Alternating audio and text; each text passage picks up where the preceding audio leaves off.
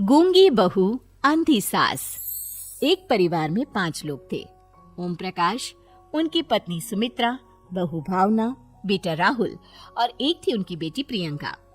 वैसे तो ओम प्रकाश और सुमित्रा के घर में सब कुछ ठीक ठाक था, लेकिन सुमित्रा की एक आदत थी। घर में कुछ भी गलत या सही हो तो वो किसी से कुछ नहीं कहती।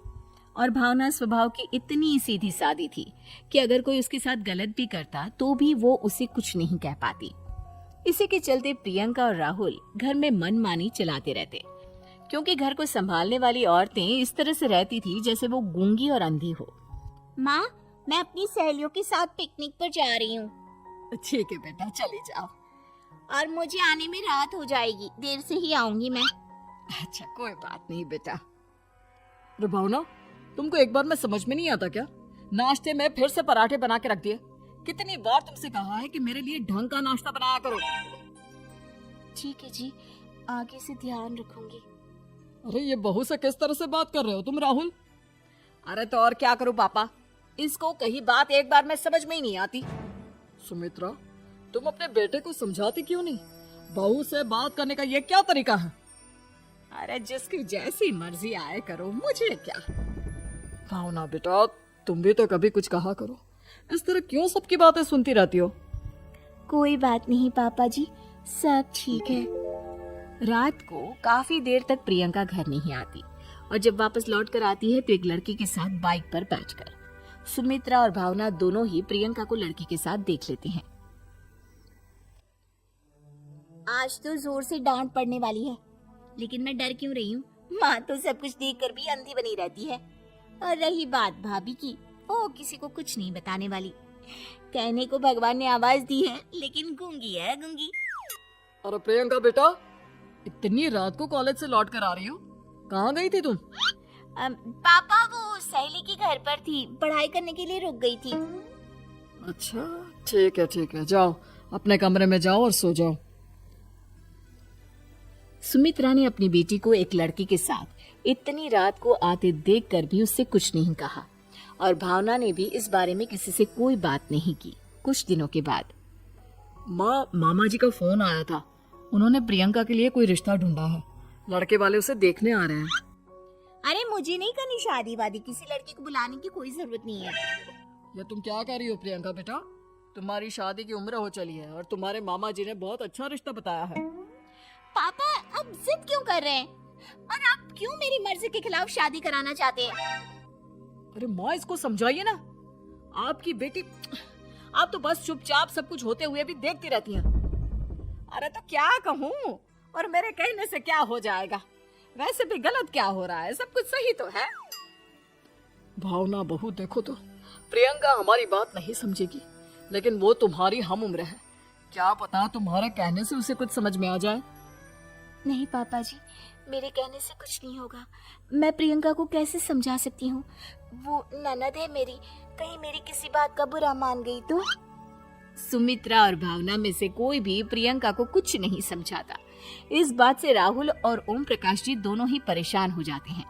और फिर जब लड़का प्रियंका को देखने के लिए आता है, मुझे आपकी बेटी बहुत पसंद है, मैं उसके साथ शादी करने के लिए तैयार हूँ। देखो, मुझे तुमसे शादी नहीं करनी, और ये बात जितनी जल्दी समझ में आ जाए अच्छा रहेगा। अरे तो फिर आप लोगों ने मुझे यहाँ बुलाया ही क्यों? माफ कर दो बेटा, वो हमारी बेटी जरा गुस्से में है, हम उसे समझाने की कोशिश करते हैं। हाँ, देखिए आप नाराज मत होइए, वो तो उसने बस ऐसे ही कह दिया होगा। अरे कोई ऐसे ही कुछ कहता है क्या? और ये आपकी पत्नी और माँ, ये दोनों इस तरह चुपचाप क्यों बैठे हैं, जैसे इस घर के मेंबर ही ना हो? आपके घर में सब कुछ ठीक तो है ना? अरे सब कुछ ठीक है बेटा। सुमित्रा, समझाओ ना अपनी बेटी को। अरे क्या समझाऊं, क्या होगा समझाने से? सब ठीक ही तो हो रहा है, गलत क्या हो रहा है? भावना, प्रियंका को अंदर लेकर जाओ और उससे समझाओ कि कितना अच्छा रिश्ता है। इतना अच्छा लड़का है, इस तरह से बिहेव ना करे। नहीं जी, मैं किसी से कुछ नहीं कह सकती जी। अरे अजीब परिवार है, मुझे तो यहाँ से निकलना पड़ेगा।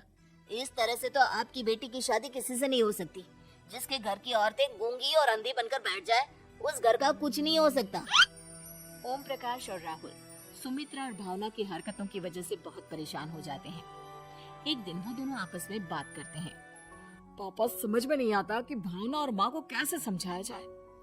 सही कहते हो बेटा, तुम और मैं काम के सिलसिले में सारा दिन घर के बाहर रहते हैं और घर की दोनों औरतें जिन्हें सारा घर संभालना चाहिए गूंगी और अंधी बनकर बैठी हैं।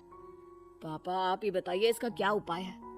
मेरी तो कुछ समझ में नहीं आता बेटा, लेकिन हमें कुछ तो करना पड़ेगा क्योंकि इन सब की वजह से प्रियंका बहुत ज्यादा बिगड़ती जा रही है। तुमने देखा उसे किस तरह से बिहेव किया था। अरे लेकिन पापा हम करेंगे क्या? हमें एक नाटक करना होगा। कुछ दिनों के लिए हम भी गूंगे और बहरे बन जाते हैं, उसके बाद इन दोनों औरतों को अकल आएगी। हाँ पापा, शायद आपकी बात ठीक है। हम दोनों हर बार बात को संभाल लेते हैं और इसी वजह से माँ और भावना कुछ भी करने की कोशिश ही नहीं करते। और फिर अगले दिन, भावना, नाश्ते में क्या बनाया है? जी पराठे बनाए हैं।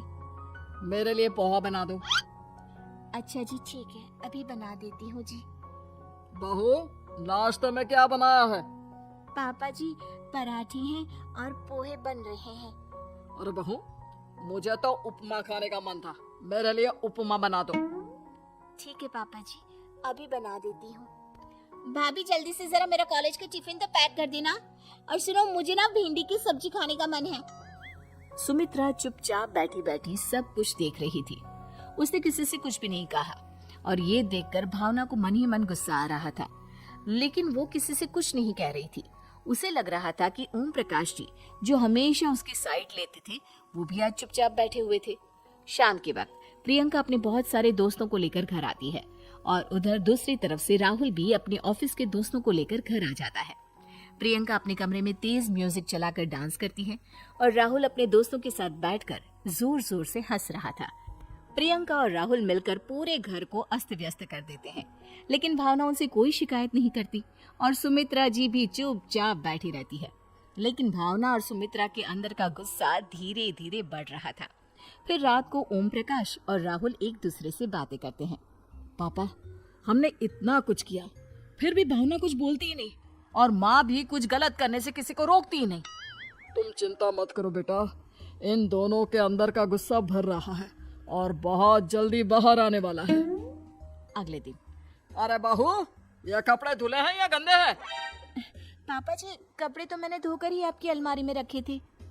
मुझे तो साफ नहीं लग रहे, एक बार और धो देना। प्रियंका, मैं सोच रहा था कि तुम्हें उस लड़के से शादी नहीं करनी है ना, मत करो। एक काम करो, वैसे भी क्या रखा है शादी वादी में, तुम्हें जो लड़का पसंद है उसके साथ जाकर कोर्ट मैरिज कर लो। इस बार ओम प्रकाश और राहुल की बात सुनकर भावना और सुमित्रा के अंदर का गुस्सा जाग उठता है। मैं किसी से कुछ कहती नहीं जी, इसका मतलब ये है कि आप लोग मुझे परेशान करते ही रहेंगे। कल 4 बार मुझसे नाश्ता बनवाया, आज पापा जी मुझसे धुले हुए कपड़ों को बार बार धुलवा रहे हैं। अरे मैं इंसान हूँ जी, कोई मशीन नहीं हूँ। तुम दोनों ने मिलकर इस घर की कैसी हालत बना दी है और अपनी बहन को भागकर शादी करने के लिए कह रहे हो। तुम भाई हो या दुश्मन? ओम प्रकाश और राहुल जोर जोर से हंसने लगते हैं। अरे इसमें हंसने की क्या बात है? हम लोग यहाँ इतने परेशान हो रहे हैं जी, तुम लोगों को ऐसी हरकत करने के बाद भी हंसी आ रही है। ये क्या कर रहे हैं जी आप दोनों?